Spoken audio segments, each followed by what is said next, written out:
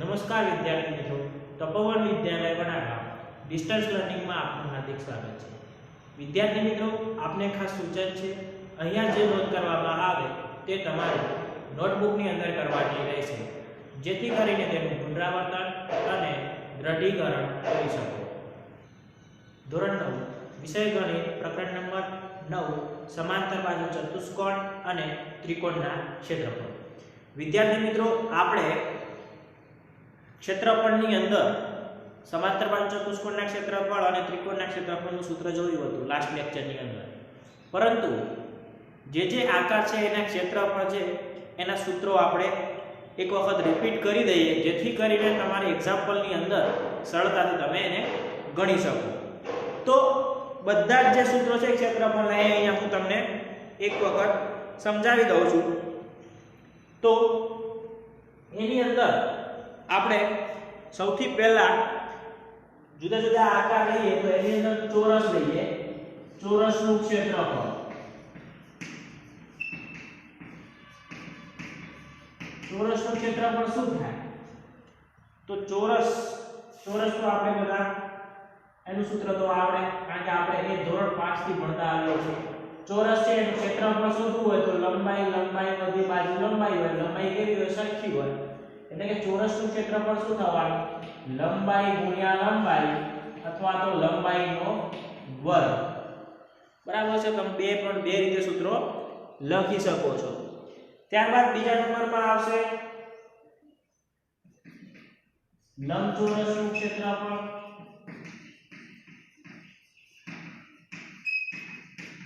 તો લંબચોરસની વાત કરીએ તો લંબચોરસની અંદર એક લંબાઈ હોય, એક પહોળાઈ હોય, બરાબર છે। તો એનું સૂત્ર શું થશે? લંબચોરસનું ક્ષેત્રફળ લંબાઈ ગુણ્યા પહોળાઈ। ચોરસનું સૂત્ર જે છે લંબાઈનું માપ આપેલું હોય તો એ રીતે લખી શકાય છે, અથવા ચોરસનું એક બીજું પણ સૂત્ર છે જે આપણે અહીંયા લખીએ। ચોરસનું જે બીજું સૂત્ર છે, ચોરસનું ક્ષેત્રફળ બરાબર વિકર્ણનો વર્ગ ભાગ્યા 2। જો ચોરસના વિકર્ણનું માપ આપેલું હોય અને એનું ક્ષેત્રફળ શોધવાનું કે તો આપણે આ સૂત્ર યાદ રાખીશું। આ સૂત્ર છે તમારા માટે નવું છે, બરાબર, આપણે એ સૂત્ર યાદ રાખીશું। એટલે કે ચોરસ આપેલો હોય અને તમને એનું એક વિકર્ણનું માપ આપેલું હોય તો આપણે આ સૂત્રનો ઉપયોગ કરીશું। ત્યારબાદ ત્રિકોણ લઈએ, ત્રિકોણનું ક્ષેત્રફળ, તો એ સૂત્ર તો આપણે લાસ્ટ લેક્ચરની અંદર શીખી ગયા છીએ। એનું સૂત્ર શું થાય? 1/2 પાયો ગુણ્યા વેગ। કાટકોણ ત્રિકોણનું ક્ષેત્રફળ વાત કરીએ, કાટકોણ ત્રિકોણનું ક્ષેત્રફળ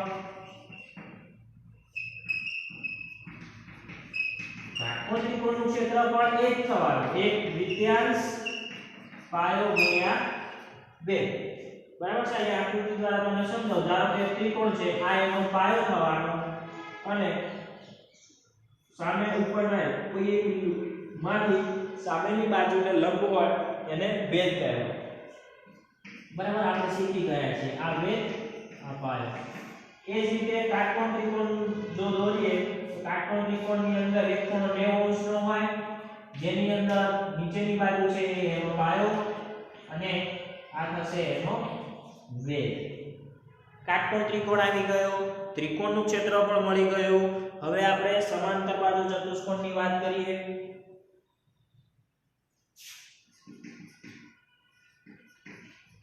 સમાંતર બાજુ ચતુષ્કોણનું ક્ષેત્રફળ,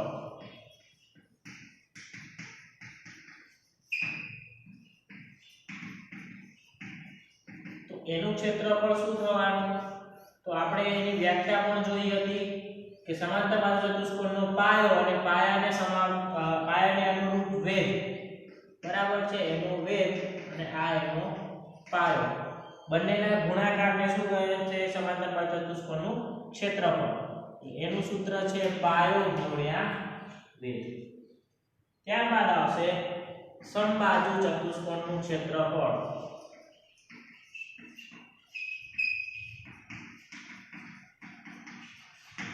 સમબાજુ ચતુષ્કોણનું ક્ષેત્રફળ ચલો સમબાજુ જેની ચારે બાજુ કેવી હોય એકબીજાને સમાંતર હોય સામસામેની બે બાજુ અને એના બે વિકર્ણો હોય જે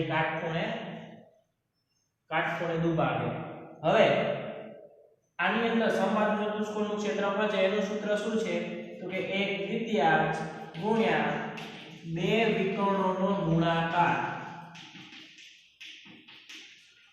ધારો કે અહીંયા આપણે a b c d આપીએ નામ તો એનું સૂત્ર આ રીતે બની શકે એક દ્વિતીયાંશ બે વિકર્ણો તો વિકર્ણો કયા છે બે એક AC અને બીજો વિકર્ણ છે BD તો આ રીતે સૂત્ર બની શકે છે ઓકે હજુ એક ચેપ્ટર ની અંદર આપણને આવતું નથી પરંતુ આપણે એ સૂત્ર જે છે એ જોઈ લઈએ સમલંબ ચતુષ્કોણનું ક્ષેત્રફળ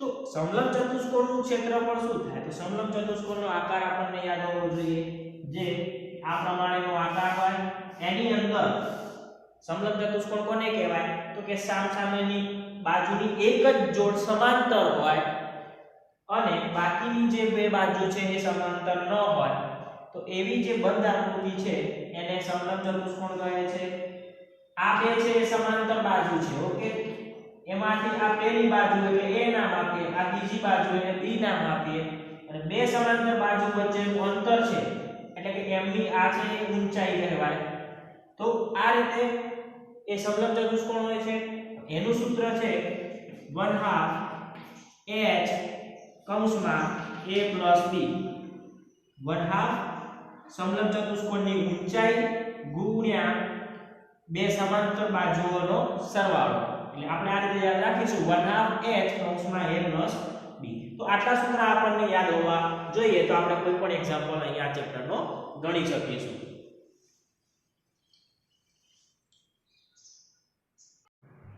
હવે આપણે કેટલાક એક્ઝામ્પલ જોઈએ તો એક્ઝામ્પલ એક સમાંતર બાજુ ચતુષ્કોણ ABCD માં BC ને અનુરૂપ વેધ AM છે જો BC બરાબર 8 અને AM બરાબર 6 હોય તો એરિયા ઓફ ABCD એટલે કે ABCD નું ક્ષેત્રફળ શોધો બરાબર તો આપણે અહીંયા સમાંતર બાજુ ચતુષ્કોણ આપણે દોરી દઈએ સૌથી પહેલા તો આપણે એક સમાંતર બાજુ ચતુષ્કોણ દોરીએ ચલો હવે એની અંદર નામ આપી દઈએ A B C D તમે કોઈ પણ જગ્યાએથી નામ આપી શકો છો એની અંદર BC છે એને અનુરૂપ એક વેધ આવેલો છે તો BC છે એ પાયો છે અને વેધ કયો છે AM એટલે એ બિંદુથી એક રેખાખંડ મળશે BC ઉપર બરાબર એ શું થશે એનો વેધ BC જે છે એ શું છે એનો પાયો તો હવે આપણે AM નું માપ અને BC નું માપ બંને આપેલા છે AM બરાબર કેટલા છે 6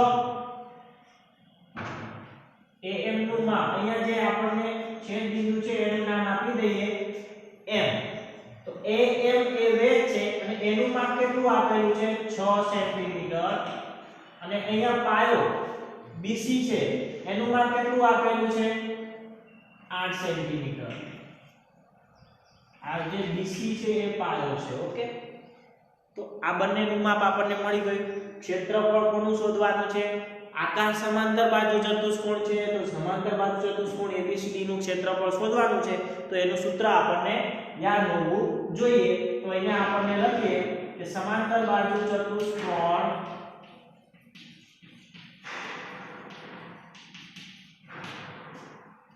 ABCD નું ક્ષેત્રફળ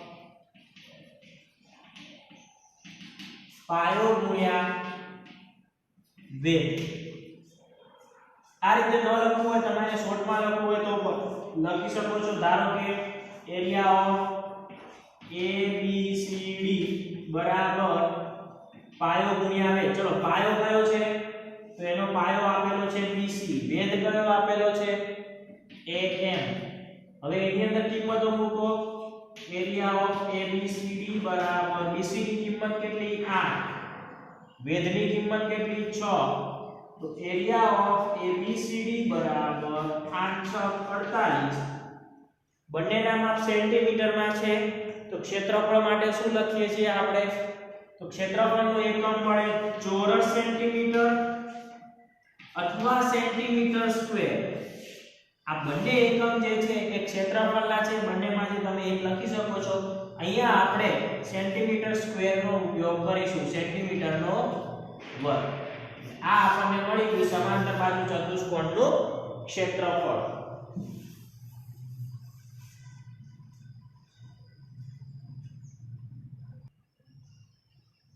સમાંતર બાજુ ચતુષ્કોણ PQRS માં QR બરાબર 10 સેન્ટીમીટર અને એરિયા ઓફ PQRS બરાબર 120 સેન્ટીમીટર સ્ક્વેર હોય તો QR ને અનુરૂપ વેધ PM ની લંબાઈ શોધો. સમાંતર બાજુ ચતુષ્કોણ PQRS આપેલો છે, તો આપણે સૌથી પહેલા એને ડ્રો કરી લઈએ. સમાંતર બાજુ ચતુષ્કોણ PQRS.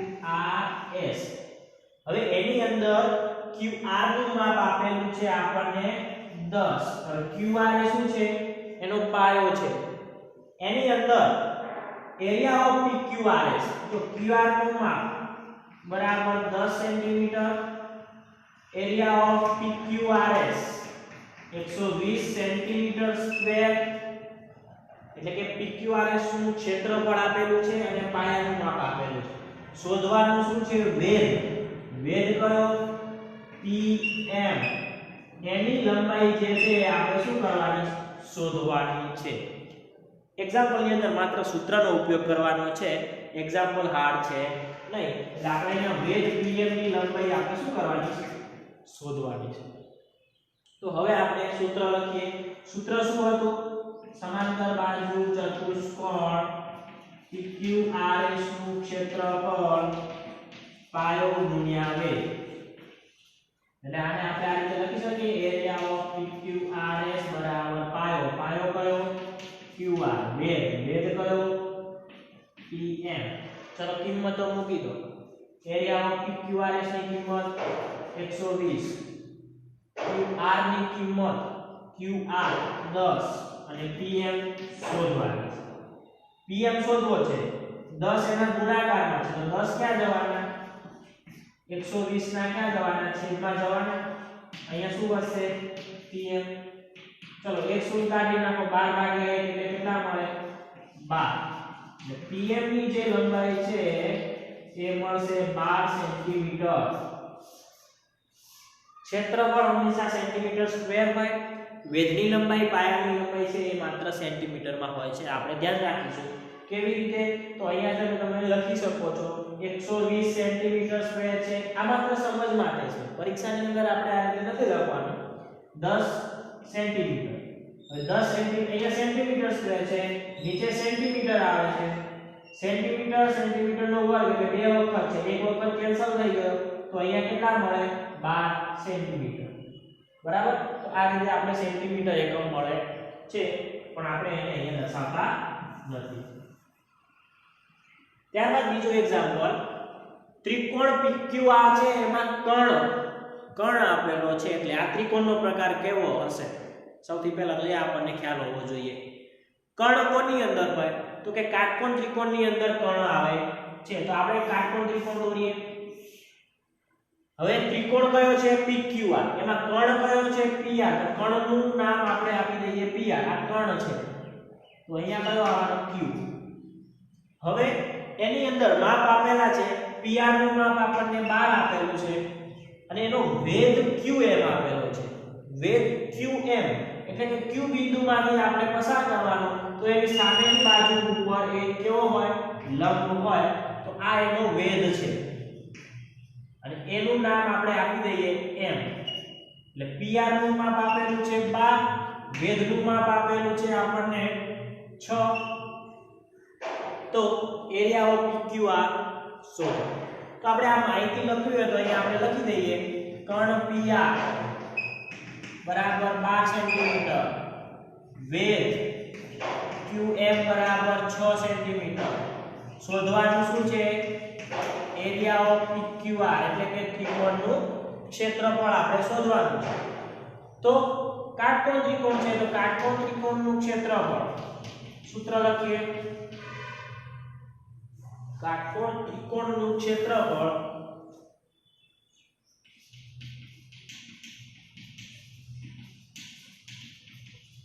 શું મળે 1/2 પાયો ગુણ્યા વેગ કાટકોણ ત્રિકોણ કયો છે તો કે PQR તો એરિયા ઓફ PQR બરાબર 1/2 પાયો કયો છે તો કર્ણ જે છે હવે આની અંદર પાયો કયો થાય કર્ણ જે છે એ પાયો થશે QM જે છે એ વેગ થશે તો કે PR ગુણ્યા QM તો એરિયા ઓફ PQR બરાબર 1/2 PR ની કિંમત 12 QM ની કિંમત 6 અહીંયાથી છેદ ઉડી જશે 2 તેરી 6 કરો અથવા 2 છક 12 કરો તો માટે એરિયા ઓફ PQR બરાબર 6 ગુણ્યા 6 કેટલા થાય 36 અને આનો એકમ શું મળશે સેન્ટીમીટર તો સેન્ટીમીટર ગુણ્યા સેન્ટીમીટર એટલે શું થાય સેન્ટીમીટર સ્ક્વેર ક્ષેત્રફળનો એકમ શું મળે એનો વર્ગ સ્ક્વેર મીટર હોય તો મીટર સ્ક્વેર સેન્ટીમીટર માં હોય તો સેન્ટીમીટર સ્ક્વેર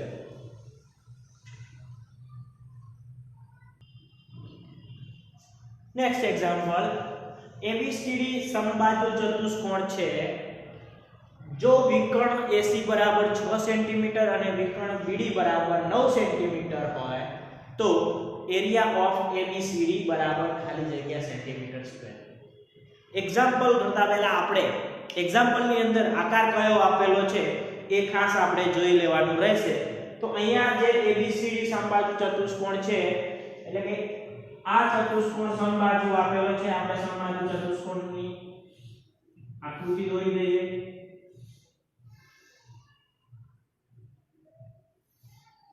હવે સમબાજુ ચતુષ્કોણ એટલે કે ચારે બાજુઓ સરખી હોય બરાબર છે સામસામેની બાજુઓ સમાંતર હોય હવે એના વિકર્ણો બે વિકર્ણો મળે તો એનો આ છે પ્રથમ વિકર્ણ આ છે બીજો વિકર્ણ એના નામ આપણે આપી દઈએ ચતુષ્કોણ ABCD ઓકે હવે આ ચતુષ્કોણના બે વિકર્ણોના માપ આપેલા છે તો આપણે અહીંયા લખી દઈએ AC બરાબર 6 સેન્ટીમીટર BD બરાબર 9 સેન્ટીમીટર શોધવાનું શું છે એરિયા ઓફ ABCD એટલે ABCD નું ક્ષેત્રફળ આપણે શોધવાનું છે તો સમબાજુ ચતુષ્કોણનું ક્ષેત્રફળ આપણે શોધવાનું છે તો એનું સૂત્ર શું છે આપણને સૂત્ર આવડવું જોઈએ તો સમબાજુ ચતુષ્કોણ ABCD નું ક્ષેત્રફળ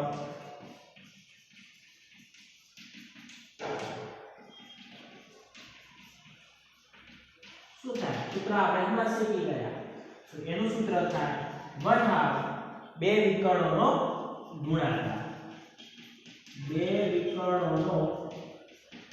ગુણાકાર ચલો આને હવે આપણે શોર્ટમાં લખીએ સંકેતમાં તો સમબાજુ ચતુષ્કોણ ABCD નું ક્ષેત્રફળ એટલે એરિયા ઓફ ABCD 1/2 બે વિકર્ણોનો ગુણાકાર બે વિકર્ણો કયા છે તો કે AC અને BD એનો ગુણાકાર બસ હવે એની અંદર આપણે કિંમતો મૂકીએ તો એરિયા ઓફ ABCD બરાબર 1/2 AC ની કિંમત કેટલી AC ની કિંમત 6 આપેલી છે BD ની કિંમત કેટલી આપેલી છે 9 1/2 * 6 * 9 હવે અહીંયા છેદ ઉડી જશે તો શું થશે 2 3 6 2 તેરી 6 તો હવે આપણને મળશે એરિયા ઓફ ABCD બરાબર 3 9 27 અને ક્ષેત્રફળનો એકમ આ ખાસ ધ્યાન રાખો વિદ્યાર્થી મિત્રો કે એકમ જે છે એ લખવાનો રહી જાય નહીં કારણ કે એકમનો માર્ક્સ પણ કપાઈ શકે છે અડધો માર્ક્સ કપાઈ શકે છે એટલે એકમ લખવાનું ન રહી જાય એ આપણે ખાસ ધ્યાન રાખીશું ત્યારબાદ બીજો એક્ઝામ્પલ એ સમબાજુ ચતુષ્કોણનો જ છે કે PQRS સમબાજુ ચતુષ્કોણ છે જો એ ચતુષ્કોણનું ક્ષેત્રફળ area of PQRS 40 centimetre square હોય PR 8 સેન્ટીમીટર હોય તો QS ખાલી જગ્યા સેન્ટીમીટર થાય આપણે આકૃતિ દોરી દઈએ તો આપણને જલ્દી ખ્યાલ આવી જાય કે એક્ઝામ્પલની અંદર આપણે કયું સ્ટેપ લેવાનું છે. તો આકૃતિ એની દોરી દઈએ. સમબાજુ ચતુષ્કોણ છે તો સમબાજુ ચતુષ્કોણ આપણે અહીંયા રચીએ. હવે એની અંદર બે વિકર્ણો હોય તો બે વિકર્ણો પણ દોરી દઈએ. ચતુષ્કોણનું નામ તમે આપી દો PQRS. ચલો એની અંદર હવે આપણને જે માહિતી આપેલી છે એ લખીએ. એરિયા ઓફ PQRS ની કિંમત આપેલી છે 40 સેન્ટીમીટર સ્ક્વેર. આ ચતુષ્કોણનું ક્ષેત્રફળ આપેલું છે. ત્યારબાદ PR નું માપ આપેલું છે 8 સેન્ટીમીટર. PR એ તો શું છે? વિકર્ણ. તો અહીંયા લખીએ વિકર્ણ PR નું માપ આપેલું છે. શોધવાનું જ કોનું છે? QS નું માપ. તો QS શું છે? એ બીજો વિકર્ણ છે. તો હવે આપણે જે કિંમત આપેલી છે સમબાજુ ચતુષ્કોણના ક્ષેત્રફળ. હવે એનું આપણે સૂત્ર લખીએ. સમબાજુ ચતુષ્કોણ PQRS નું ક્ષેત્રફળ બરાબર 1/2 ગુણ્યા બે વિકર્ણોનો ગુણાકાર. ઓકે, હવે આને આપણે કઈ રીતે લખીશું? એરિયા ઓફ PQRS બરાબર એક દ્વિતીયાંશ બે વિકર્ણોનો ગુણાકાર. બે વિકર્ણો કયા કયા છે? PR QS. અહીંયા થશે PR QS. કિંમતો મૂકી દો. એરિયા ઓફ PQRS કેટલા? 40. અહીંયા થશે 1/2. PR નું માપ 8. QS શોધવાનો છે તો QS ના QS અહીંયા છેદ ઉડી જશે. 4 દુ 8. તો હવે અહીંયા શું મળશે? 40 બરાબર 4 એકા 4 ગુણ્યા QS. QS શોધવો છે તો એના ગુણાકારમાં 4 છે. 4 ક્યાં જતા રહેવાના? છેદમાં.